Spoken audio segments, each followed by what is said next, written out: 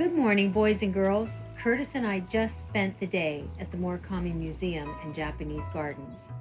The gardens were so picturesque and inspirational. After we completed the tour, Curtis said to me, I really should give Grandmaster Zang a call on our way to West Palm Beach tomorrow. I think Master Zang would really enjoy walking along those paths and remembering his late mother.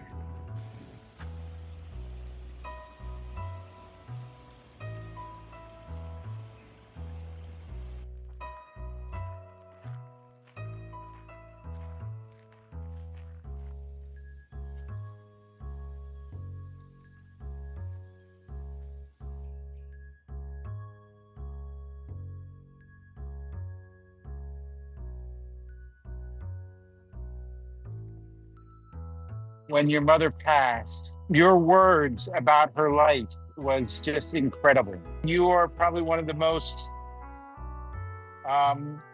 dedicated individuals I have ever met to the martial arts and how you feel about the United States and helping others and your service to the school and your mentorship to the kids. I felt that when I went to the Morikami Museum in Japanese Gardens, that backdrop, that beauty, could only be exemplified by your story about your mom and how much she meant to you, and honoring her with the backdrop of an unbelievable Japanese environment in the center of Boca Raton, to me, is why I reached out to you and said, would you be interested in talking about your mother and her history? Would you like to talk about your mother? My mother, even though she's passed, she's always with me. She's actually, your students at Provident Charter School are learning lessons that I learned growing up. And, just a little bit about my mother for all the students that don't know. My mother's name is Hiroko Yoshida, and she was born during World War II, in August. So actually it was August 31st, 1945. And when she was born, our countries were at war, and an atomic bomb was dropped on her city. I believe I did more research too, so I wanted to be as accurate as possible, but August 7th. And my mother was not born yet. So my grandmother, who I've never met, she was helping all the survivors, ready to have a baby too. And she's helping all the survivors. And on August 31st, my mom was born.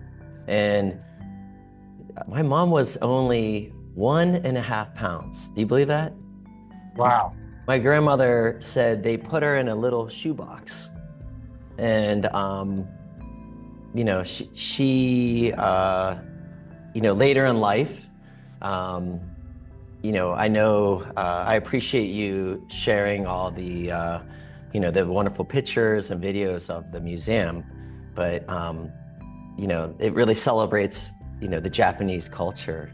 And my mother went to school for flower arrangement and the tea ceremony, which I'm sure you saw a lot of. And so she was very passionate about that. So that makes me really excited and I'm proud too. Talk about that tea ceremony and the flowering arrangements. I mean, that's a very, very ingrained component to tradition and culture, right? Yes. So she grew up learning that sort of integrated culture component and what it means to be Japanese. Yes. Right? Yes. And the one thing later in life that she really educated me with was the importance of every step of the way. So, we all tend to set goals, and then immediately we want to achieve a goal. And we do that here at Provident. All the kids are earning belts. But my mother would always be very insistent on appreciating every step, and that every step is not going to be perfect, and how it's okay to struggle. And I always tell the students, when you're struggling, you're improving, and persevere through it, because you're going to have a breakthrough moment. And all about that, Mr. Kossman. And as I grew up, I celebrated more of those lessons that she taught me. So, but one big lesson that she would always preach to me or lecture to me was, you have to work hard to be successful. She says, hard work to be successful. She always made a point to lecture me as I'm leaving the house every day. It was consistent. And then she would always yell the word Kaizen. And so she would always say, you have to work hard to be, she would say, saxophone. Like it sounded like saxophone. And I would go, Mom, it's successful. And here she taught herself how to speak English. When she married my father, was in the military. They moved here in 1966, and she learned by watching TV. So her English got better and better, but it's pretty impressive. She wasn't, she didn't go and take classes on English, and our language is very complex. But she never knew how to explain what Kaizen meant. So every day she would lecture me, work hard to be successful, Kaizen. And every day I would always ask her what Kaizen meant. And one day she told me, she said, she thought about it and she said, it means quality.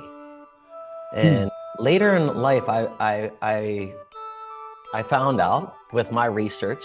Now remember, for me growing up, I had the library as a resource. There were books, but that was about it. I was the only Japanese family in town. And I remember how frustrated I was that I couldn't figure out what these words meant. And luckily, I would go to the library and they would say, after all of my hard work, they would say, well, oh, that's a Japanese word. I can't help you. And then, I remember we got the encyclopedia. That was a big thing. That was a big resource growing up. And I waited for the letter C to come in and the letter K to come in. And I remember I was really frustrated, and my father said, well, it's not going to be in there because it's Japanese. And luckily the internet happened. And that was the first thing that I searched. I said, what is Kaizen? And immediately it said, constant, never-ending improvement. And I know you live by that because, you're very successful, but I could like talking to you, I get excited because you're always trying to find, to solve maybe a problem or to create something. And I could see you're always looking for more improvement. Later in life, I did meet a Japanese karate master, and he handed me his business card, and his business card said Kaizen. And I said, wow. He goes, do you know what that means? And I go, yes, sir, I know what it means, but what does it mean to you? And I remember he was walking away and he turned and looked at me and he goes, it means the highest quality possible. And that gave me goosebumps because my mom would always say quality. And it's important that we, all Provident students, everyone should view yourself as high quality, but you have to put the work into it, right? You can't be high quality without that hard work, without making sacrifices, without being, you always talk about being courageous, and like, look at you, you're being courageous. You're doing the great loop map.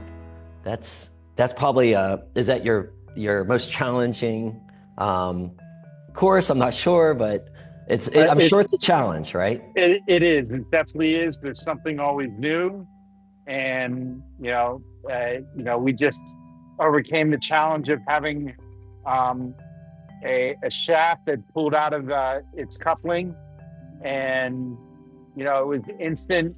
When you lose the shaft, like what had just happened to the boat yesterday, it's very difficult to navigate the boat. And thankfully, I was able to bring it back to the dock and then start problem solving.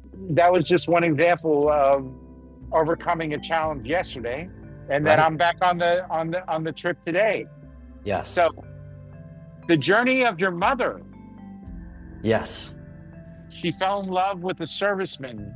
Yeah, in 1965, my father was in Vietnam. He did about 3 tours in Vietnam, and he was stationed in Japan. And his job was to teach 119 military police how to secure their base. And he enjoyed the culture. My father is not Japanese, he's American. And he enjoyed it so much, he went to a special festival, because he said it was very hard work teaching the Japanese police how to secure their base. And he met my mom at this big, beautiful, bridge festival. And they later on they got married, and they moved to California. That's where I was born, in Oakland, California. And then eventually my father got stationed in Pittsburgh as an Army recruiter. And that's how we arrived here in the Pittsburgh area. How did she feel about becoming an American? Oh, she was very proud, very honored. Actually, growing up, she taught me the Japanese culture sort of without me knowing it, and wanted me to be an American, be a proud American. And I remembered sometimes being frustrated because I wanted to speak the language, but she really was proud to be an American. But she was teaching me the culture, the Japanese culture, quietly. There's a famous saying that one of my old teachers that taught Japanese style, he asked me to talk about my upbringing. And right away he said, the Japanese culture does not like to stand out. So there's a famous saying that they say, hammer in a protruding nail. So the Japanese, they don't like to go too high, too low. They always try to stay balanced. And when I look back at my upbringing, I think my mom was kind of teaching me that.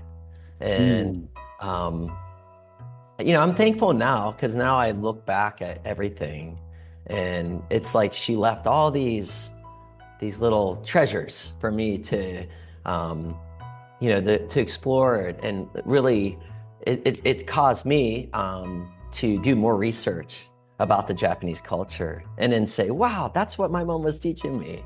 So but yeah, she constantly taught me these lessons that I really didn't know I was being taught until later on. So I'm thankful for that. It's kind of like what we do in the school, right? That's right. Create experiences that teach the kids when they have difficulty learning how to read and write. We create projects and we challenge them with experiential learning, right? Yes, absolutely. And you're part of that. You're part of that, right? So only because of you, Mr. Kossman. So we I might have had the idea, but you created the reality of the Taekwondo program. I mean, and so the tenets that we have, would you say that what your mother had taught you, how does that relate to the tenets and the things that you teach every day at the school? Yes, absolutely. Our core values: perseverance, compassion, self-control.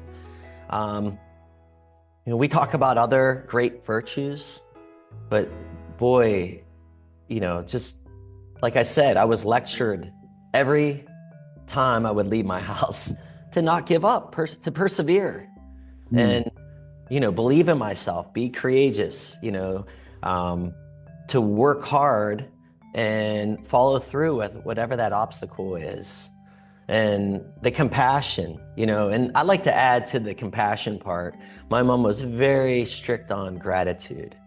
And, not only do you think of others, but you're always thankful. I mean, even my mother at the end of her life, I would go and visit her, and she would thank everyone, even someone that came in to grab the garbage, or someone that really didn't, they were doing something small in her room.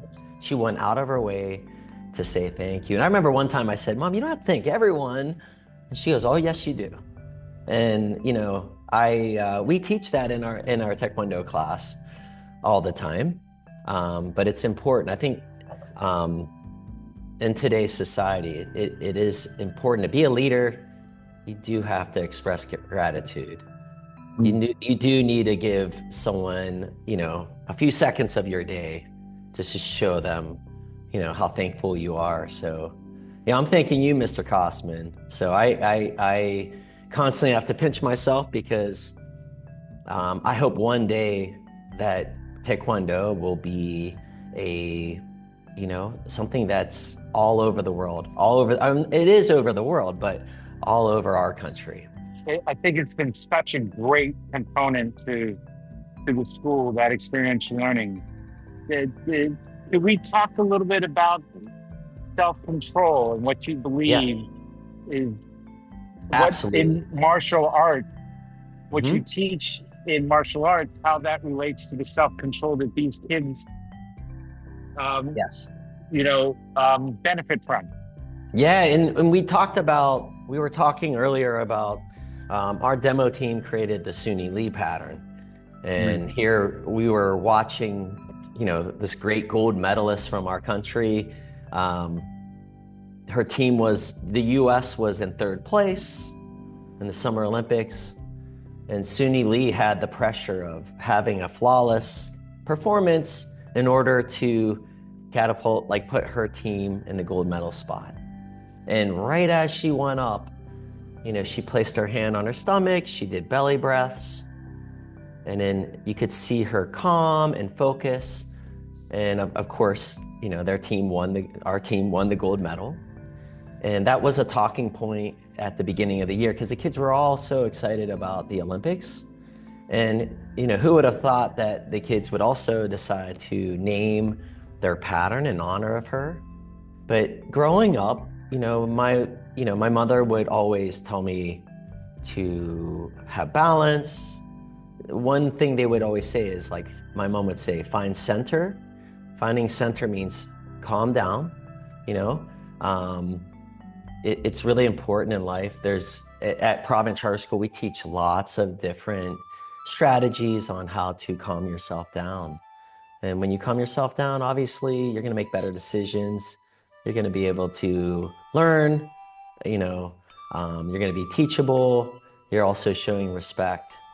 And I think, I really enjoy teaching the self-control aspect in my space.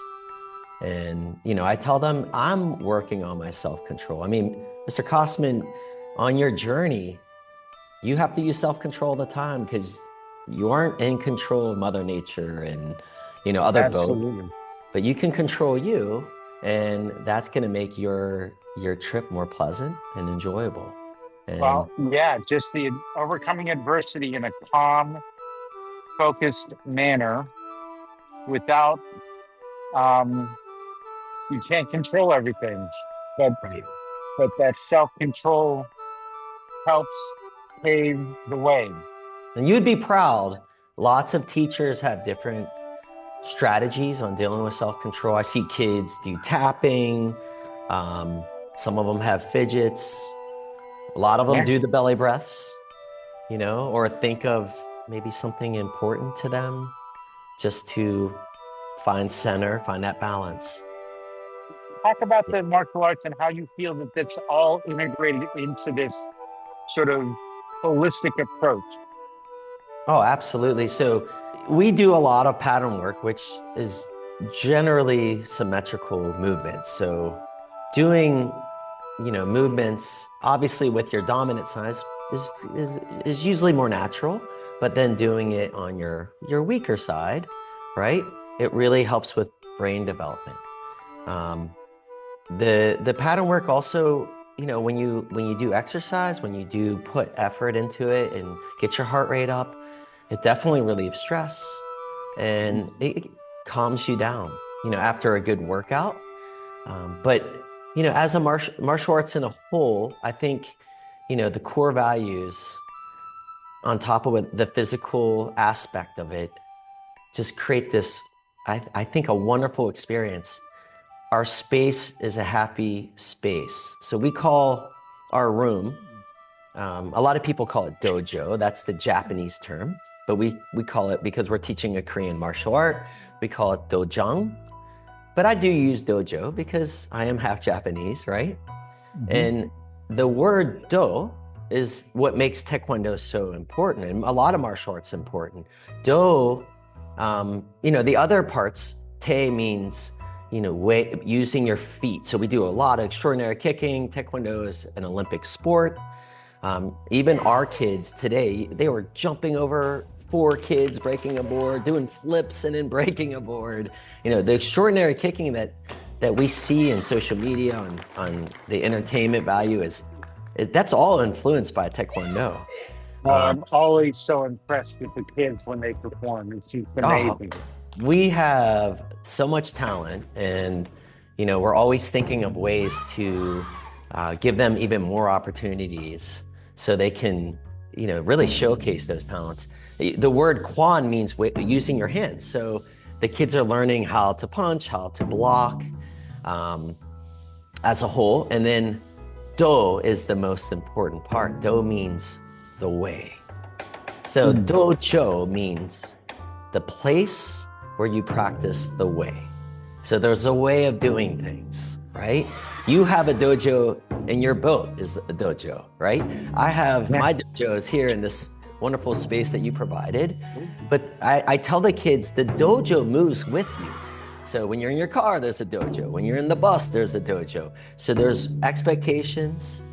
There is, there's rules that you got to follow, and there's a good attitude that you have to have in all of, your dojos.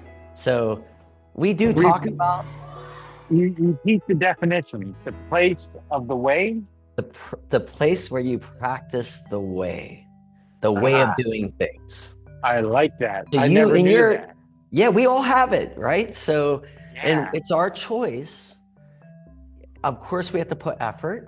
Of course, we need to think of that high quality. But yeah, that's I know the kids always, the Star Wars fans, there's a show called The Mandalorian, and I'm not sure if you're familiar with it, but in The Mandalorian, in The Mandalorian, they go, this is the way. So a lot of that Star Wars has heavy influence in the Japanese culture and the martial arts. And they would say, this is the way, and they would repeat it. Yes, this is the way. So I think that is the most important part of Taekwondo is the way, right? So you have to, there's a way of doing everything. So not necessarily kicking and punching. Your behavior, your attitude, your effort. Yeah, May the way be with you. The way be, that's right. Can we talk a little bit more about your mother? You are the embodiment of her. Would you say that's an accurate way of saying it? Yes. And towards the end of her life, we talked a lot about the school. She was so excited and proud what we're doing at Provident Charter School. And she would always remind me that, give the students praise because they deserve it, Mm-hmm. And that's the first thing you told me, Mr. Kossman, when we met at Provident. He said, spread positivity and then teach them these values of martial arts. And I think in life in general, we all need to be more positive, right? We all need to spread that positivity because it comes right back at you.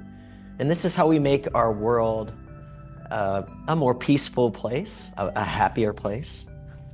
Growing up, she worked very hard. So not being in the beginning being Japanese, her education really at the time didn't really have value.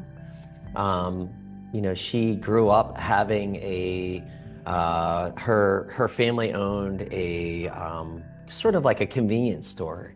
So on top of going to college, she owned this convenience store at this young adult age. And, so she was, an entrepreneur, and she gave all that up, when she met my father.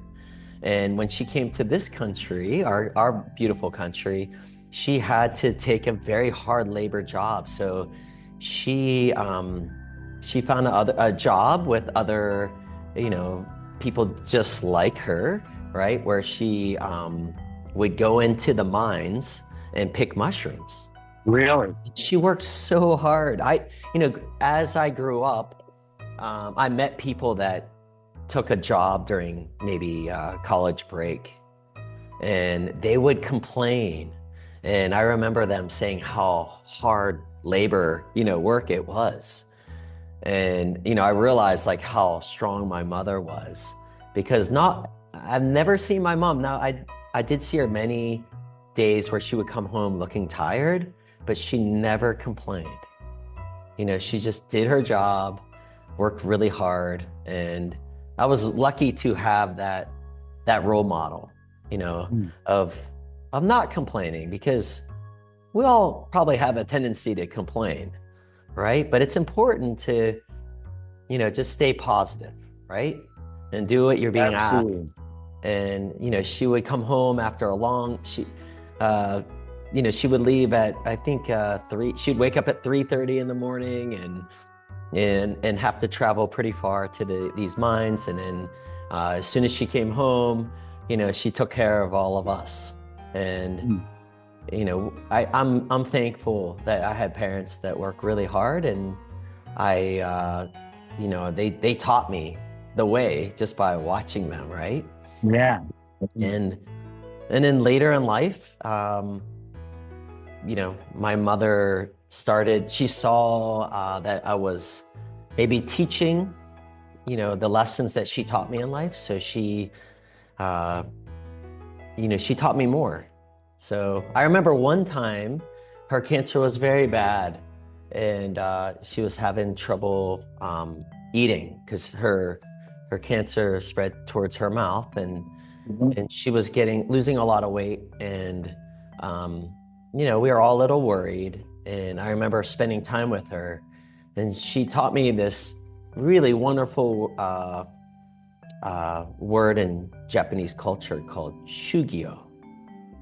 And like your shoes, shugyo, which means the pain and suffering you endure to reach your goal. And she was telling me and also showing me by her life, like, hey, I'm not going to give up. And this is the process. She would tell me, you start something, and then, you finished it. What we talked about in the beginning of this meeting, and the steps to get to your goal are all very important. And don't be frustrated if you're struggling. That means you're in the right path. And I always teach my students that we have a tendency a lot of us have a tendency to quickly give up. My mom taught me that, the other part is, how hard was it? You know, did you lose sleep? Were you at a point where you almost were at a point of stopping, but you didn't? You know, like I think those are the important lessons that people need to hear, because it's not like a movie where, you know, we can make a movie about you, you know, waving, saying, hey, I'm starting this great adventure. And then maybe with some good music, they show you struggle a little bit. And then you're at the finish line, you know, celebrating what you've accomplished. I think it's important. The Japanese culture values every step of the way, the good and bad, everything. Absolutely. And that's what makes that trip wonderful. I can't thank you enough.